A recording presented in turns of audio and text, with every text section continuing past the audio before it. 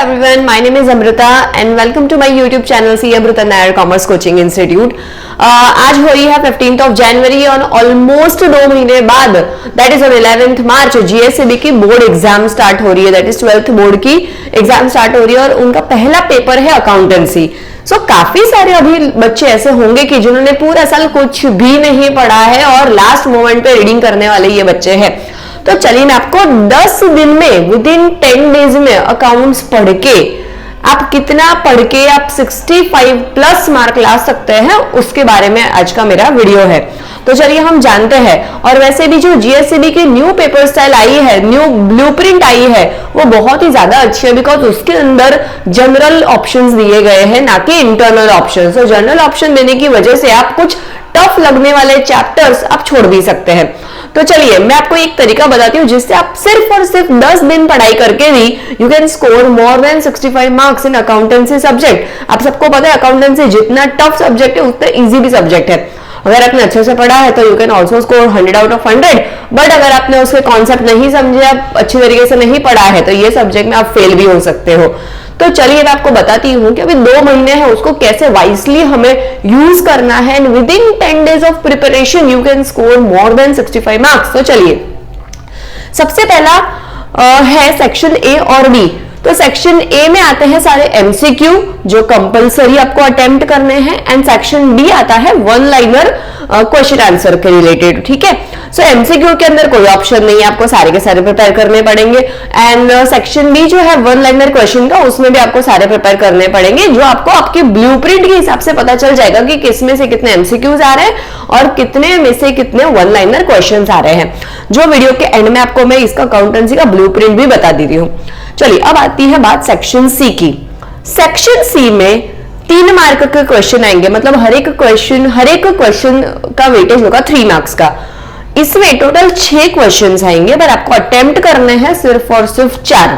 ठीक है, तो आपको 4 क्वेश्चन इंटू 3 मार्क्स ऐसे करके आपको टोटल 12 मार्क मिल जाएंगे इसके अंदर। तो इसमें बेसिकली कैसे क्वेश्चन आते हैं, तो चैप्टर 1 का क्वेश्चन आता है, चैप्टर 1 ऑफ पार्ट 1। चैप्टर 1 मतलब कि इंट्रोडक्शन टू पार्टनरशिप। उसके बाद chapter number 4 that is of part 1 also.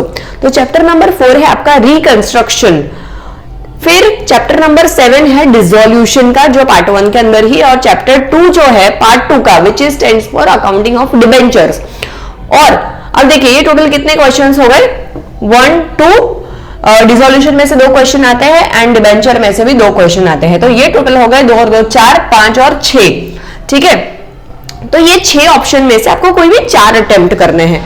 अब इसमें मेरा सजेशन क्या है कि आप चैप्टर नंबर 1 कर लीजिए जिसमें से एक क्वेश्चन कंपलसरी आएगा। और चैप्टर 1 में आपको क्या प्रिपेयर करना है, सिर्फ इलस्ट्रेशन 1 से 11 जो छोटे छोटे क्वेश्चंस हैं।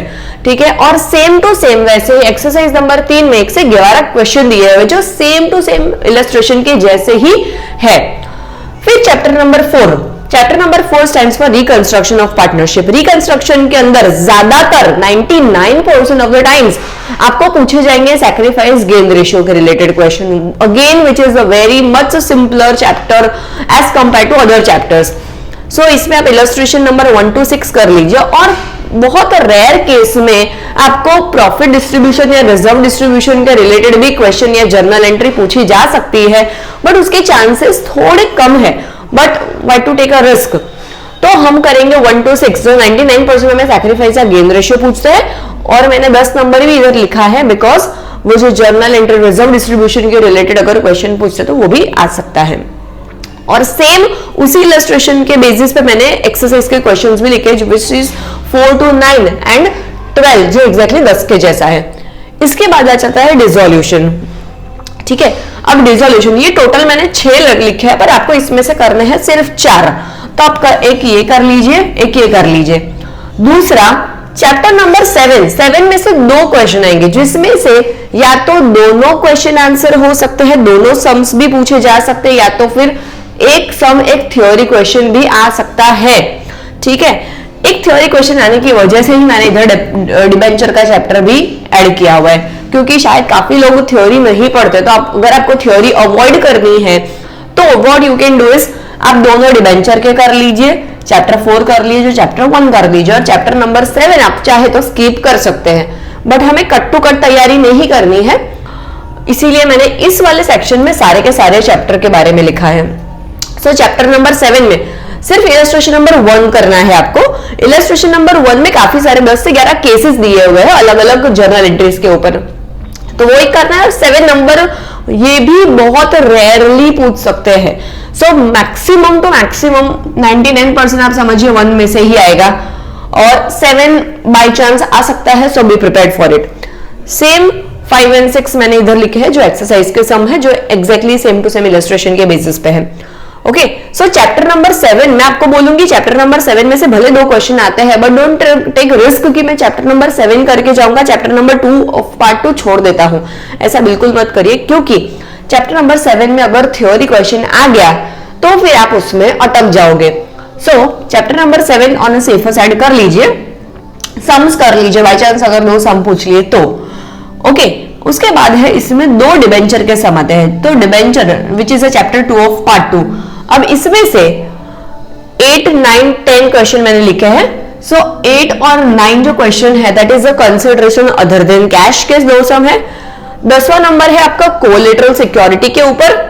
देन 12 से 17 ये आपके जो 6 केसेस है जिसमें इश्यू एट पार, प्रीमियम और discount and redemption at par या तो रिडम्पशन एट प्रीमियम के जो 6 केसेस आते हैं उसमें से 110% एक सम होगा ही होगा।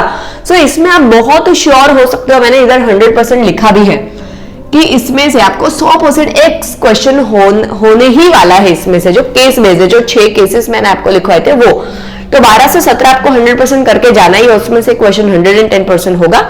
और सेम टू सेम वैसे 15 से 20 के एक्सरसाइज सम्स है जो इसके बेसिस पे ही, और बहुत बहुत बहुत ज्यादा इजी अगर आप एक बार केस समझ लोगे तो। देन 22 एंड 23 इसमें से भी कई बार क्वेश्चन होते हैं, मतलब अब 12 से 17 में से तो एक 100% क्वेश्चन होगा ही। अब ये जो दूसरा क्वेश्चन है ये 8, 9, 10, 22 और 23 इनमें से कोई भी टाइप का हो सकता है, जैसे अदर देन कंसिडरेशन हो सकता है, कोलेटरल सिक्योरिटी हो सकता है, कन्वर्जन का हो सकता है, डिबेंचर में से इक्विटी में कन्वर्ट करने का सम विच इज 23 एंड 22, मतलब कि हम डिबेंचर या तो कैंसिल कर रहे हैं, मार्केट में से वापस से बाय बैक कर रहे हैं डिबेंचर एंड देन हम लोग रिडीम कर रहे हैं, कैंसिल कर रहे हैं, उस टाइप के जो क्वेश्चंस है वो ये है 22 एंड 23।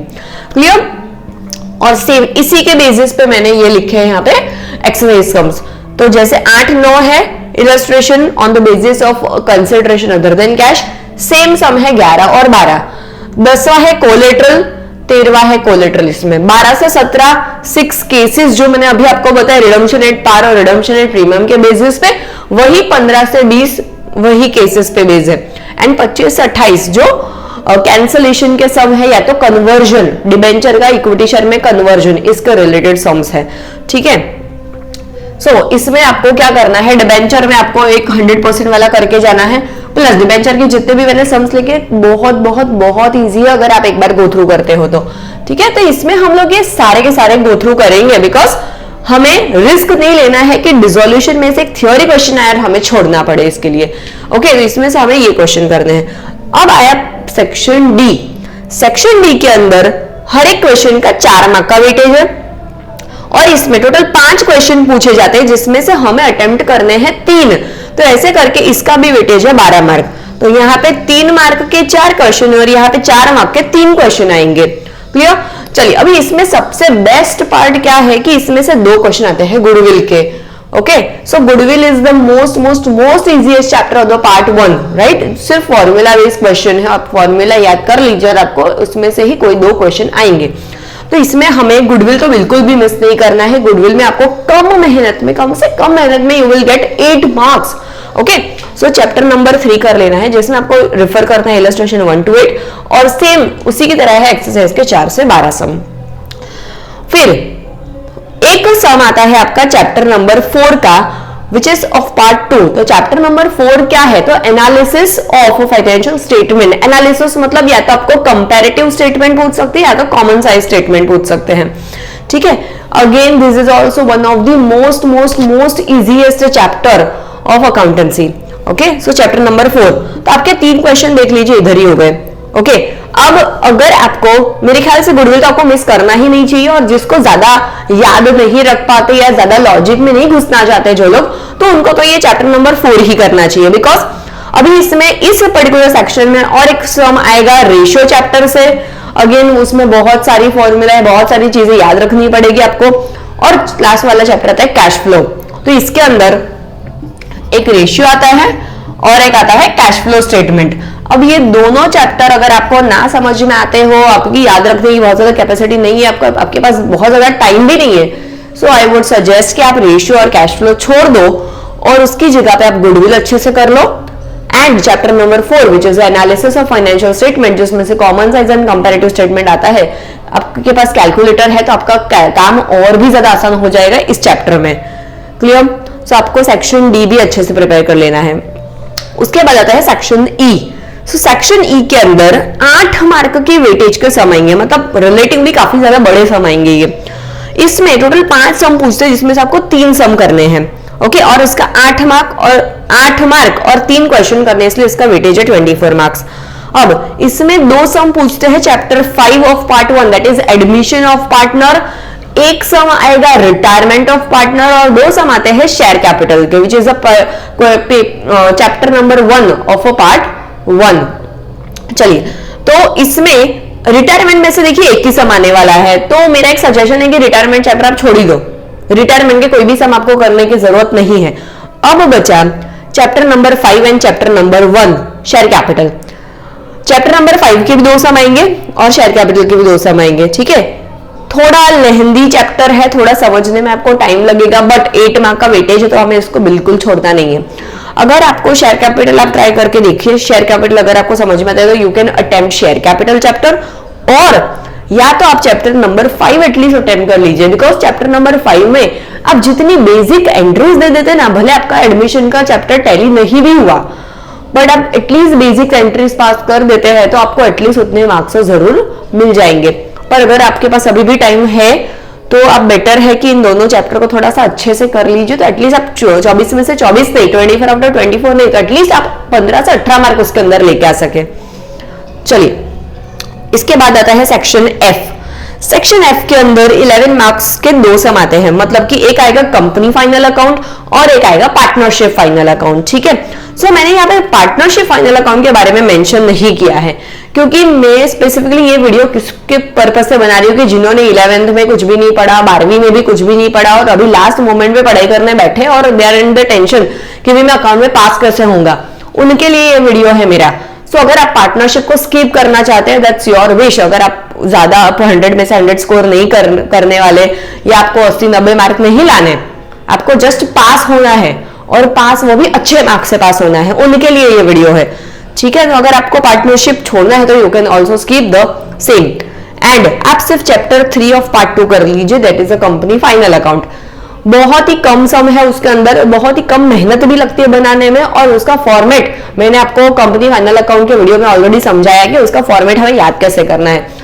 सो कम से कम मेहनत में आपको बहुत ही अच्छे मार्क्स स्कोर करके दे सकता है, that is company final account compare to partnership final account, जहां पे आपको करते करते 30, 40, 45 मिनट लग जाएंगे, जबकि ये वाला सम आपको फॉर्मेट अच्छे से याद है तो it will take only 15 minutes to complete the same, और मैक्सिमम चांसेस है कि आपका टैली हो ही जाएगा, क्योंकि ज्यादा कुछ एडजस्टमेंट भी इसके अंदर नहीं आते आपके। क्लियर? तो चलिए, मैंने आपको ये सारे के सारे सेक्शन के बारे में बता दिया है अभी। अब हम एक अंदाजा लगाते हैं कि कैसे 65 प्लस मार्क में स्कोर कर सकती हूँ इसके अंदर। ओके, सो चलिए, अगर मैं इनमें से कोशिश करूं कि मैं सेक्शन ए और सेक्शन बी, ठीक है, आपको आपकी ब्लूप्रिंट देखनी है जो मैं इस वीडियो के एंड में दे रही हूं अभी, तो वो ब्लूप्रिंट के एज पर मैं अगर सारे चैप्टर के एमसीक्यू और वन लाइनर क्वेश्चन पढ़ भी लूं, तो भी अगर मैं एक अंदाजा लगाती हूँ कि इसमें से मैं शायद 15 से 18 मार्क स्कोर कर सकती हूँ।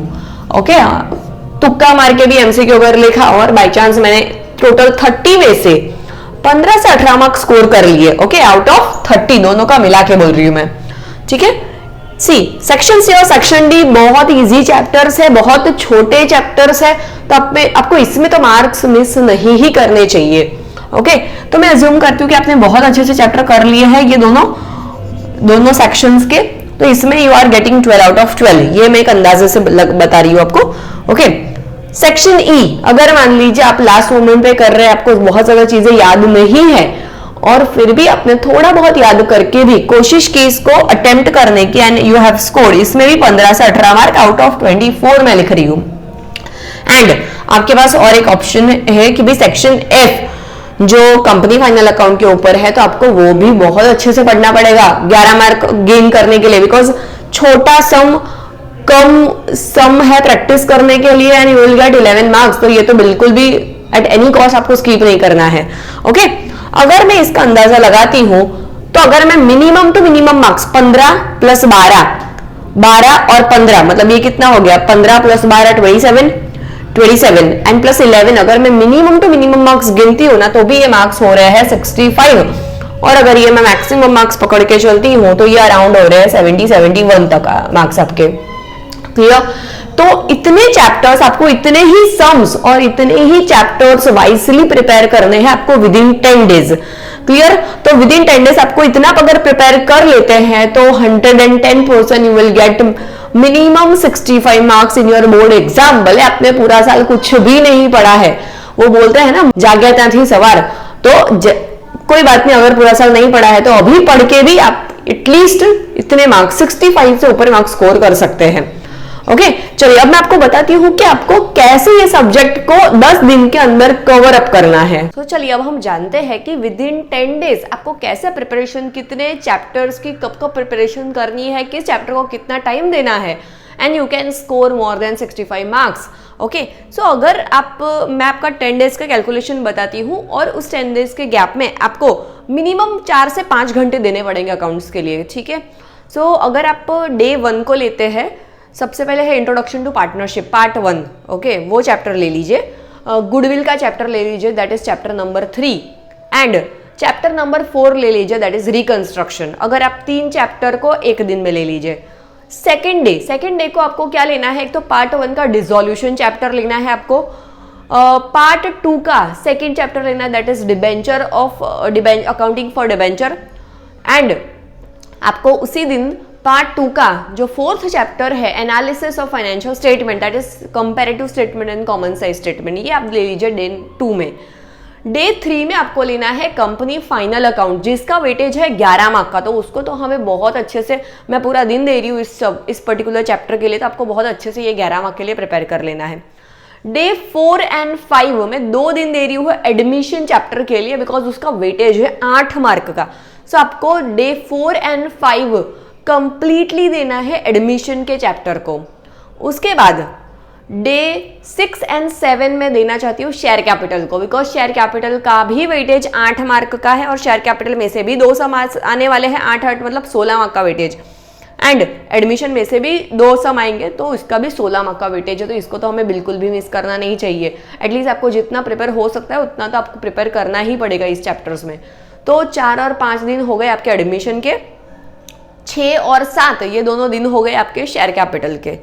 ओके, उसके बाद 8-9 ये 2 दिन मैं रख रही हूँ इन दोनों सेक्शन के लिए, कि आप लास्ट के 2 दिन रखिए जिसमें आप हर एक चैप्टर के सारे एमसीक्यू पढ़ लीजिए, मतलब जो एक्सरसाइज के दिए हुए हैं, बुक के दिए हुए वो भी, एंड अगर आपके पास डाइजेस्ट है तो डाइजेस्ट में कुछ सेल्फ असेसमेंट के भी आपको दिए होंगे एमसीक्यूज एंड 1 लाइनर, तो आपको वो भी प्रिपेयर कर लेने चाहिए, बिकॉज आपके पास अभी थोड़ा टाइम है।